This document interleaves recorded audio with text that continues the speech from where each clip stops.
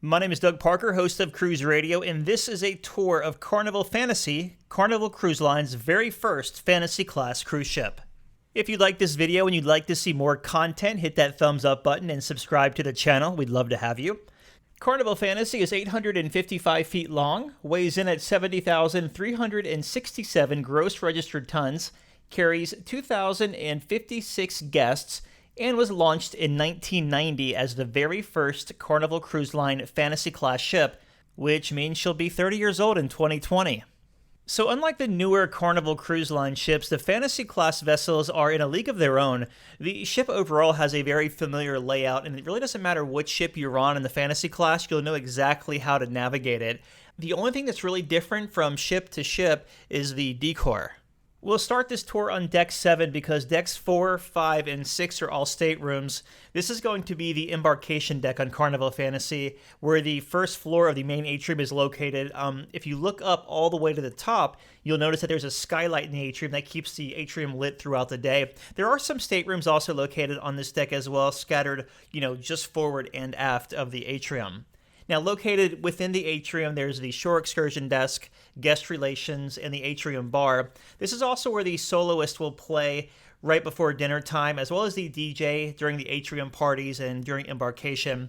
There are also two grand staircases in here that dump right into the atrium, one's on each side of the ship, and those staircases are a great spot to get pictures on formal nights. They really just seem to pop there. In fact, one of the photographers for the ship will probably be set up there during your cruise. Up to deck number 8, we'll start in the midship dining room, which is called the Celebration Dining Room. There are two main dining rooms here on Carnival Fantasy. There's one in the midship, which is called the Celebration Dining Room, and then there's the Jubilee Dining Room, which is in the very back of the ship on the same deck, and there's a galley between the two restaurants, so you can't walk through there. You have to go up a deck or down a deck if you want to go from one dining room to another.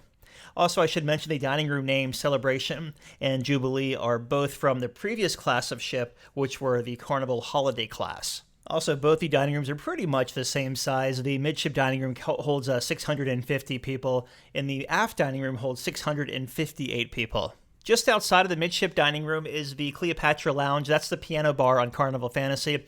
This bar is very showy with an Egyptian theme all throughout. And then just opposite of the piano bar is the Pavilion Library. The library is really basic on this ship. You're going to find a lot of board games in there and just books and a place to chill out if you want a quiet place to read during your sea day. Moving forward on deck number 8, you're going to have a liquor store on your starboard side. And then before you enter the theater, you'll pass Circle C Kids Club on the port side, and then the shops that hug both sides of the ship that go right into the main show lounge.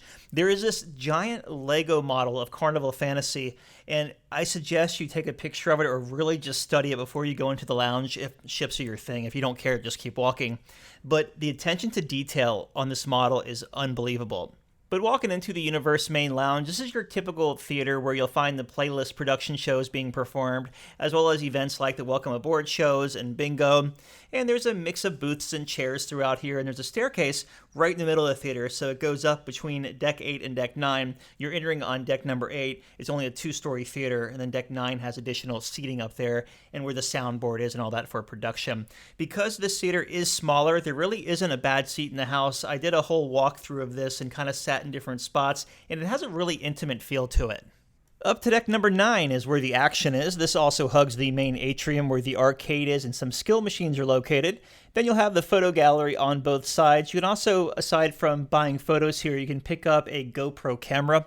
Just keep in mind if you're buying a camera on the ship, the price is pretty much going to be set the same as Best Buy. The only thing you're saving here on the cruise ship is not having to pay the additional tax that you would back on land. Just off of the atrium is the Club 21 Casino. You'll find your typical tables in here, your slot machines, a couple of those skill machines where you can try to push the quarters over the edge or grab yourself a block of cash. Has anyone ever won that? If you have, let me know in the comments below because I've tried it quite a few times and have never even come close to picking up that cash, but maybe I just suck at skill machines. Along the promenade, you'll also come to their Sushi at Sea. So this is pretty much a scaled-down version of Bonsai Sushi, which is found on the larger ships. So you'll have a few sushi options here, and again, it does come with a cost. Cherry on Top is located along the promenade as well. This is your specialty shop with candy, wines, and gifts to celebrate. just different events on board, and the casino butts right up against Cherry on Top. The casino bar is just past Cherry on Top, so when you're walking down the promenade, you're going to have Sushi at Sea, then the casino, Cherry on Top, and then the casino bar with a little stage there where people will be performing throughout the evening. Leaving the casino and heading aft, the first venue you'll come to is the Cat's Lounge. This is themed after different household brands. It's basically the promenade lounge where different events like karaoke and things like that are held throughout the sailing. Between the Cat's Lounge and the Electricity Disco is the coffee bar. This is where you have that selection of specialty coffees, energy drinks, and paid snacks like donuts and those big, huge slices of cake. You might notice this on the promenade here is that there is a lot of space. It's very wide. So this class of ship is really good about that. Where on the newer class ships, the promenade is kind of narrow and you sometimes could have congestion points. Here you can pretty much walk shoulder to shoulder, 5 or 6 people deep and not have an issue whatsoever. The disco, as we walk inside here, really toned down compared to other discos on the Carnival ships. Just pretty much a DJ in here spinning until 1 or 2 o'clock in the morning, serving the drinks. They have the ladies' night in here, usually the very first night. And, just late night fun, the discotheque, or whatever the kids call it these days. As we head to the very back of the ship, we're going to come up to the Majestic Bar. Some of the fantasy class ships, this bar actually turned into the Alchemy Bar, but not so much on this one. It's just pretty much a place to grab a drink before you go watch one of the Punchline or comedy shows. It's also worth mentioning there's a staircase right here that goes down 1 deck. So you're on deck 9 right here. And this staircase goes down to deck number 8, which will take you to the aft main dining room, which is the Jubilee dining room. So another good spot here to also not just get a drink before the Punchline or Comedy Club, but also maybe before dinner. This space back here really differs from the other fantasy class ships because the aft lounge is pretty much cut in half. Half of this back space is designed for the Camp Oceans Kids program. That's going to be on your port side. And the starboard side is the Forum Lounge. This is where the Punchline or Comedy Club is held. Now, directly behind the Comedy Club is the Serenity area, which is the adults-only zone. During the day, you can actually access Serenity by walking right through this Forum Lounge and going right to the back of the ship. You can also access it from going down 1 deck above. So say you're at the Lido deck eating lunch and you want to walk down to Serenity, just take the steps and it'll take you right down there to the Serenity area. But once you're in the Serenity, you'll find a couple of hot tubs back here, some loungers, a towel hut, and about a quarter of the space is blocked or is shaded from the sun, and the other spot is wide open. Serenity's kind of weird to me on these fantasy class ships because people can be eating 1 deck above you where those stairs are that go back and forth, and they could pretty much be looking down, watching you soak up the rays while they're eating their lunch, I guess, if you want to. I don't really lay out, so I don't have to worry about that. But yeah, kind of just weird, people looking down on you when you're in the Serenity area.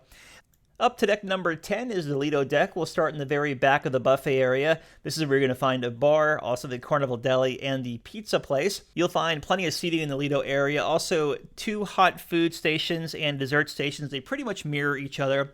And you'll also find 3 ice cream machines here as well. The Lido deck also has a couple of patios surrounding it, so if you want to sit outside and eat lunch, you can do that on both the port and starboard side.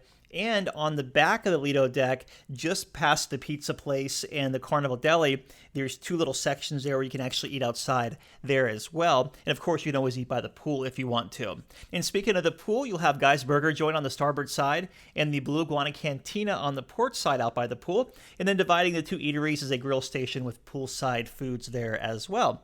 There's also a covered band shell out by the pool, and this is where the steel drummer usually hangs out. Also, you can play some cornhole here or different games on your sea day. The hairy chess competition and the ice carving are also done in this area as well. You'll find 1 pool and 2 hot tubs here on the Lido deck. You'll also have the Blue Iguana Tequila Bar and the Red Frog Rum Bar outside of the pool, along with plenty of seating both out in the sun and covered seating, as well as a towel hut. Now, there's also a deck above Lido with more loungers and a place to hang out during the day. You'll find a couple of covered spots here, but it's more located forward on deck 11. Otherwise, it's a pretty exposed deck. The very back of deck 11 is where you'll find Waterworks. This has 2 smaller blue racer slides for the little ones and a big yellow twister slide. There's also a smaller splash zone back here for the little kids. Aside from the water park back here, it's a pretty open deck with just a bunch of loungers and a place for parents to watch the kids playing in the splash zone or to escape the crowds and head back here because there is a lot of outdoor seating on this ship. Deck 12 forward is the spa. You enter the spa, and then men will go one way and ladies will go to the other way through their appropriate locker room. Each locker room has showers, bathrooms, changing areas, a sauna, and a steam room. Also some towels in there if you need to use them for taking a shower or to go to the gym or whatnot. If you walk all the way through the locker room, this is where you're going to have the fitness center. So the locker room pretty much dead ends into the fitness center, and you'll have your basic equipment in here with a lot of treadmills and free weights.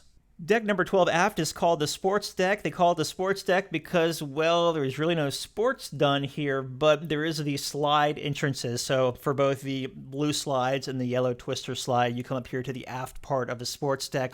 Forward of the water slides, though, just another spot to hang out. It's pretty quiet up here. Not a lot of people really know about this area.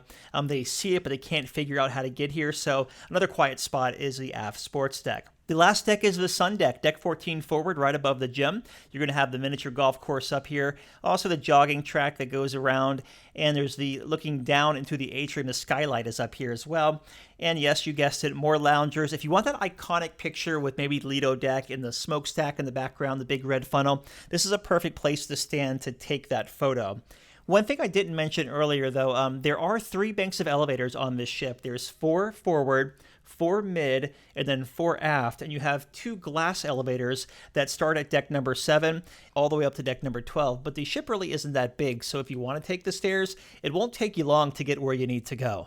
My final thoughts on Carnival Fantasy: she's definitely an older ship. She'll turn 30 years old in 2020, so it'll be interesting to see just how long Carnival keeps this ship around for, because the average lifespan of a ship is somewhere around 30 years, and then they either transfer it to a sister brand or sell it for dirt cheap or just get it out of their fleet. Carnival Fantasy obviously about to reach that mark. You know, and these fantasy class ships are perfect for the 3, 4, and 5 night cruise.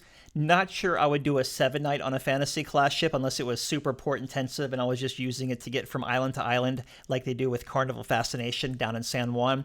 Other than that, though, 2 thumbs up for this class of ships. They did a great job designing this. And the Spirit class ship, the class of ships that came after the fantasy class, even better. My favorite Carnival ships ever. All right, if you like this video and you'd like to see more cruise content and tours, subscribe to the channel and give the video a thumbs up. You're the reason why I make these videos. My name is Doug Parker. I'm the host of Cruise Radio and the daily Cruise Radio news briefs. You can find both of those where you listen to your favorite podcast. Just type in Cruise Radio or Cruise Radio News. What do you think about Carnival Fantasy or the Carnival Fantasy class of ships? I know there's a lot of them. Let me know in the comments below, and thank you so much for watching.